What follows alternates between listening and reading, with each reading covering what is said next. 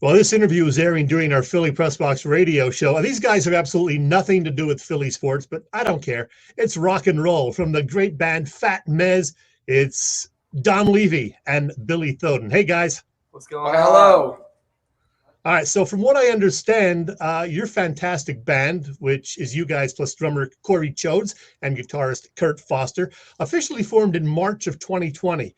And as most people know, that's about the same time the pandemic hit the U.S. Great timing on your part, guys. Yeah. It's all planned out. Yeah, we had a bunch of other groups we were in, and when COVID hit, they all broke up because there was no gigs. And then we were just sitting doing nothing, and then we were just like jobless, and we're like, well, we'll jam, we'll see what happens, because we used to all four play together for years, and we finally, we're just like, oh, we have some time to jam and see what happens, and then it just kept turning into stuff, and then once bands were able to like play out, for a little bit in the summer, we just got some gigs out of Wildwood outside, and it just all kept snowballing from there. July of 2020 was probably our first gig, early July, late June was our June 28th, Kurt Foster says. Yeah. All right, so you may not want to draw attention to just how damn young you guys are, but I have it on good authority that at least a couple of the guys in the band were born in this century. I envy you.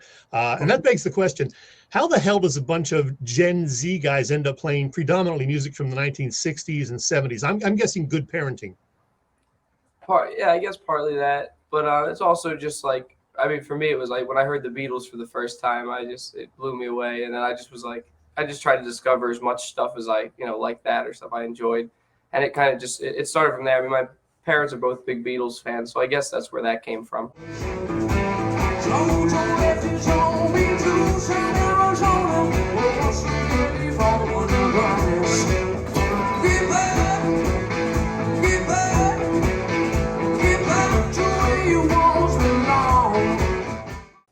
It's just a lot of discovery and finding stuff you like, and I love a lot of music. I love all music, really. So it started, though, as classic rock for me, personally. Yeah, well, Billy, on your end, were your parents influential in, having you end up playing guitar and deciding you wanted to get into music? 100%. I played in a band with my dad from 2009 till 2020, basically. He showed me Stevie Ray Vaughan when I was like 6. I was sitting there playing with Legos. I was like, hey, help me build this. He's like, only if you watch this video, I'll help you. And then I watched him play Pride and Joy on MTV Live on acoustic.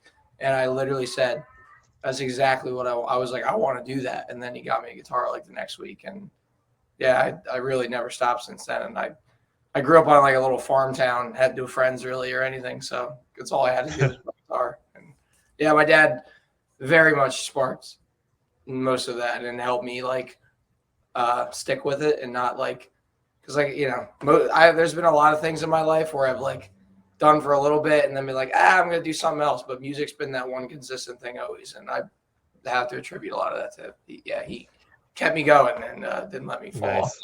I started playing music when I was about 15. I tried to play when I was 11, and that was violin. And from that start, I wasn't destined to play. I was the worst violin player in, I think, history. And I played that for about a year until I decided, which was probably the best thing, to give up violin. And I started getting back into Matchbox Cars and Tornadoes. And then I was doing comedy for about like 6 months before I saw McCartney, and then I said, screw comedy, I'm not funny. I might as well do music because it looks enjoyable and he's having a good time on stage. And I'd like to do that. So then I got infatuated with it. And then I sucked at playing bass for about 4 years. By that time, you'd already heard the Beatles, though, right? Like, yeah, I've already. That's why I went, because I liked the Beatles, and I was just like, my dad was like, "Oh, do you want to see Paul McCartney?" And I was like, "Yeah, I'll see Paul McCartney. I like the Beatles. I like Penny Lane. Let's do it." Like he portrayed this energy live that I felt, and I wanted to take that energy and use that for other things, and it was amazing. I couldn't explain it. Yeah, and he's still got that energy at 80 years old, which is amazing. You mentioned that you were doing some comedy. Your father, we should note, is somewhat of a raunchy comedian, Bob Levy. He was on the Stern Show for a while, played a little bass guitar back in the day. Did he influence you at all to, try the bass? So, yeah, I started playing, after I saw McCartney, I tried to play the guitar. And I just struggled with it. I didn't know you had to put pressure down. I just couldn't play it. It was another thing. It was another violin situation. So then He's dad, currently great at guitar, by the way, now. So it's kind of crazy. Okay. It took years. He really is. But it's awesome. But I told my dad, I said, I can't play this guitar. What do I do? And he said he was in a band back in the day called Van Levy. He would play bass, and he said, I said, okay, I'll try it out. And I tried to play a Get Back by the Beatles. There's two notes. The song is just two notes back and forth. It just holds the A for a couple bars, holds D for a couple bars. I couldn't get the changes, and I was doing comedy at the time. And my dad said, give up doing this bass thing. You suck, and you just stick with comedy. You're kind of good at it, and I wasn't good at it. He was just trying to make me feel good. And then I had that stubborn thing where like a parent tells you not to do something or you're not, and I go, I'm gonna do it now. I'm gonna practice my ass off. So I just sat in my room, and it's similar to Bill. I had no friends kind of growing up, so I just be sitting in my room playing the bass or walking around the hallway. It does help. Friends actually hinder a lot of things. I kind of, nowadays it's cool, but back then, But I just started. That's what we tell ourselves. That's what we tell ourselves, to make ourselves feel better. So after hearing you guys last fall for the first time, I think I've seen you 4 times already and many more to come, I promise. And for people wondering, you play covers by legendary artists like the Beatles, the Stones, the Allman Brothers, Led Zeppelin, Jimi Hendrix, Tom Petty, Crosby, Stills and Nash, and Neil Young, Stevie Ray Vaughan, as you mentioned, Stevie Wonder, the Doors, the Doobie Brothers, America, Elton John, Leonard Skinner, I could go on and on. But what's really interesting to me is that it seems like both you guys have a real affection for the blues. Am I right, Billy? Mm-hmm. 100%. That's probably the biggest common theme within the 4 of us. Like, is we can all kind of agree in that area, and like it comes out, I think, very naturally in all of us.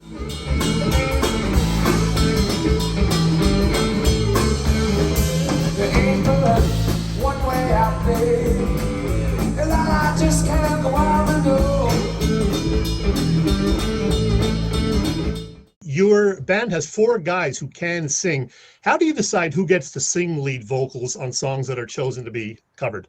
Oh, I don't decide that, but I think it's mostly based off of like typically whoever's singing lead on the song, pick the song.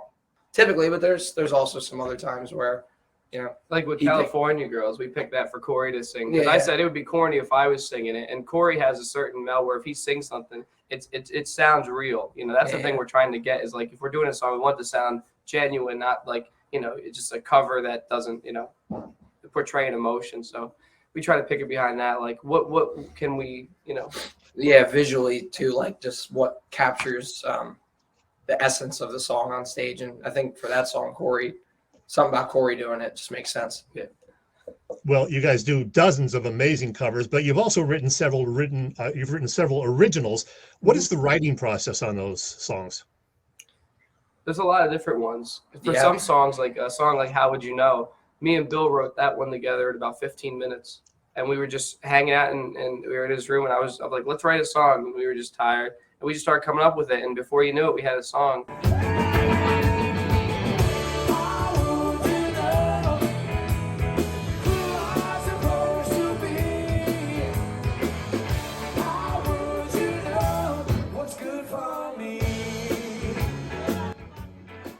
Gotta tell you, I love that song. Thank you. Yeah, I like that one. It's simple, it's catchy, it's got some good words in it. Yeah, it has a good meaning behind it. That's actually kind of means something. So yeah, cool.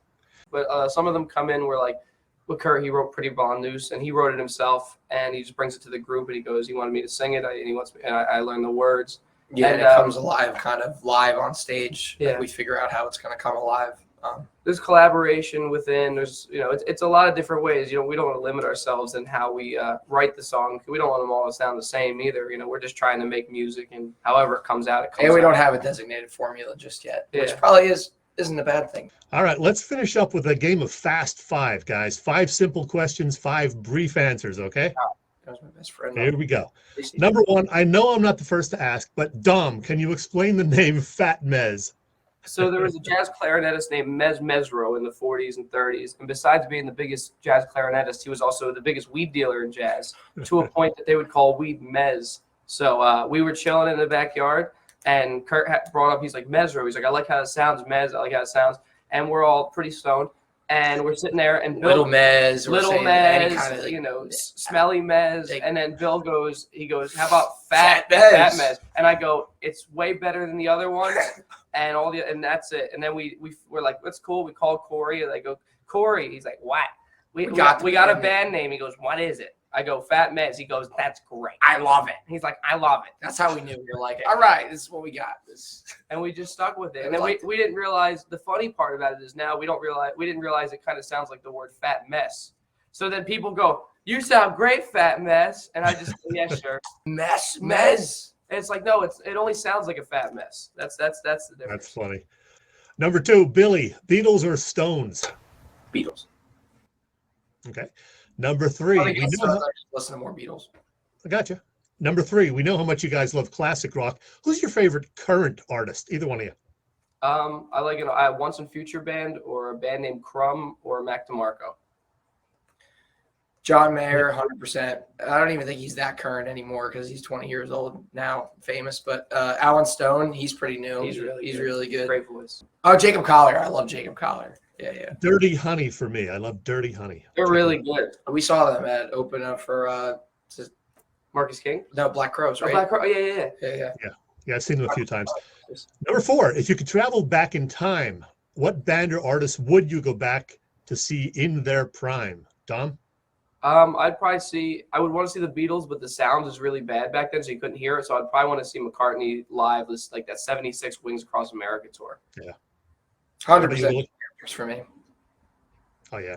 Yeah, Hendrix, it would have to be. I know you love Hendrix. Yep. Yep. All right. Yeah. He's the You've reason. probably seen the T-shirts, or memes to this effect. I'm old, but I got to see all the cool bands. Well, my first 4 concerts in the 1970s, mid-70s, I saw Kiss, Black Sabbath, Queen, and Rush. Those are my first 4. So I'm a big Queen fan. I wish I could have saw Queen. Oh, that's yeah, good. it's awesome. Number 5, Billy. Who are your 3 or 4 favorite guitarists besides Hendrix? Besides Hendrix, Or you can put him in. he's number 1, but I'll skip him. Stevie Ray Vaughan, they're kind of tied. Like that's like it's complicated. John Mayer, Dwayne Allman. I love Garcia. I'm a huge Grateful Dead fan. Wow. Yeah, of course. Dom, how about bass players? Who you like? I love McCartney's one for me. I've always liked how melodic he is. I love John Paul Jones, John Entwistle, Jaco Pastorius, Bootsy. I mean, there's so many. I love every bass player. I think they're all good. Folks, check this band out. Fat Mezz, not Mess, Fat Mezz. Only Follow time- on Facebook, Most times. Facebook and Instagram. Get out and see them. They typically play 3 or 4 gigs every single week all around the Philly and South Jersey area. I promise you won't be disappointed. Billy Thoden and Dom Levy, thanks very much. Hey, Thank you for having us.